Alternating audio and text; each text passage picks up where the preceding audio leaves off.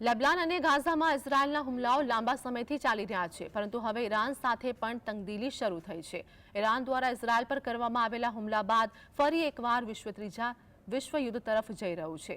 તો આ યુદ્ધમાં ચીન, રશિયા, ઉત્તર કોરિયા સહિતના દેશોએ અપ્રત્યક્ષ રૂપથી ઈરાનને સમર્થન જાહેર કર્યું છે, જે અમેરિકાના કટ્ટર વિરોધ દેશ છે. ઇઝરાયલની આક્રમકતા છતાં લાંબા સમયથી સંયમ બતાવી રહેલા ઈરાને મંગળવારે રાત્રે શ્રેણીબદ્ધ બેલિસ્ટિક મિસાઇલ હુમલા કર્યા હતા. ઈરાનના મિસાઇલ હુમલા બાદ ઇઝરાયલી સરકારમાં ભારે રોષ છે અને તેણે ઈરાન પાસેથી બદલો લેવાની પણ ધમકી ઉચ્ચારી. એવી પ્રબળ સંભાવના છે કે હવે ઇઝરાયલનું આગામી લક્ષ્ય ઈરાનના પરમાણુ સ્થળો હોઈ શકે છે. ઇઝરાયલનું આ એવું પગલું હશે કે જે ન માત્ર સંઘર્ષને ભયાનક બનાવશે, પરંતુ વિશ્વને ત્રીજા વિશ્વયુદ્ધ તરફ પણ લઈ જશે. क्या आपको लगता है कि थर्ड वर्ल्ड वॉर की ओर जा रहा है विश्व? अल्लाह करे कि वो ना हो, और मुझे उम्मीद है कि दुनिया की बाकी ताकतें कोशिश करेंगी कि वह वहाँ ना हो, क्योंकि बर्बादी इस पर सारी दुनिया की होगी. इंसानियत ख़त्म हो गई है. अमेरिका और एक तरफ से रशिया, एक तरफ से यूक्रेन में वो हो रहा है. यहाँ पे इसराइल अमेरिका पे डिपेंड करता है और वो वहाँ पे जंग कर रहा है. उसमें हमस, हिजबुल्ला, ईरान सब शामिल हैं. अल्लाह करे अक्ल आए कि इंसानियत वापस आए. America per force had to support Israel and they have done it. Iraq has countered America.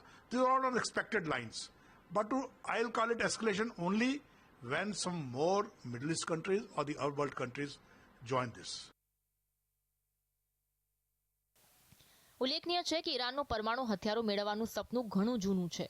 આવી સ્થિતિમાં ઈરાન આવા હુમલા બાદ પીછેહટ કરી શકશે નહીં. જો ઇઝરાયલ અને ઈરાન વચ્ચે લશ્કરી સંઘર્ષ વધશે તો પશ્ચિમી દેશો પણ તેમાં સામેલ થઈ શકે છે. તો બીજી તરફ ઈરાનના સહયોગી રશિયા, ઉત્તર કોરિયા અને ચીન પણ તાજેતરના ઘટનાક્રમ પર નજર રાખી રહ્યા છે. યુક્રેનમાં પણ સંઘર્ષ ચાલી રહ્યો છે, જ્યાં રશિયા સામે લડી રહેલા યુક્રેનને પશ્ચિમી દેશોનો ટેકો છે. આ તમામ બાબતો ત્રીજા વિશ્વયુદ્ધનો ભય ઉત્પન્ન કરે છે. કેટલાક નિષ્ણાતો કહે છે કે વિશ્વ પહેલેથી જ વિશ્વયુદ્ધમાં ફસાઈ ગયું છે, જેને પડદા પાછળથી લડવામાં આવે છે.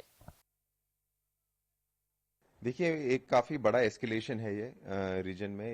जंग तो काफ़ी टाइम से चल ही रही है.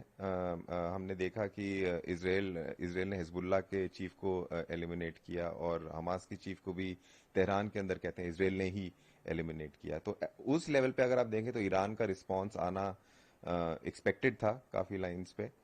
लेकिन जो ये अटैक हुआ है बैलिस्टिक मिसाइल्स को लेके, इसको ये भी एक मेजर एस्केलेशन है, क्योंकि पिछली बार जब ये हुआ था अप्रैल में तो इतनी बैलिस्टिक मिसाइल यूज नहीं हुई थी और इस बार कई बैलिस्टिक मिसाइल इजरायली टेरिटरी में भी गिरी हैं. तो मेरे ख्याल से इजराइल का एक कोई ना कोई रिस्पांस आना जायज भी है और तय भी होगा, लेकिन वो किस लेवल पे रिस्पांस होगा वो देखना पड़ेगा.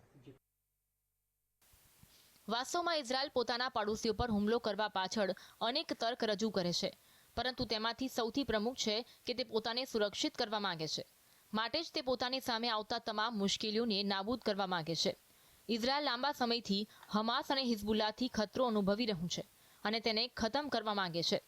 જો કે આ હુમલાઓ લેબનાન અને પેલેસ્ટાઇનમાં ગંભીર આર્થિક અને માનવીય સંકટ પેદા કરી રહ્યા છે. આ હુમલાની ગંભીર અસર આગામી સમયમાં સમગ્ર પ્રદેશમાં જ નહીં, પરંતુ વૈશ્વિક સ્તરે પણ જોવા મળી શકે છે. Bureau report.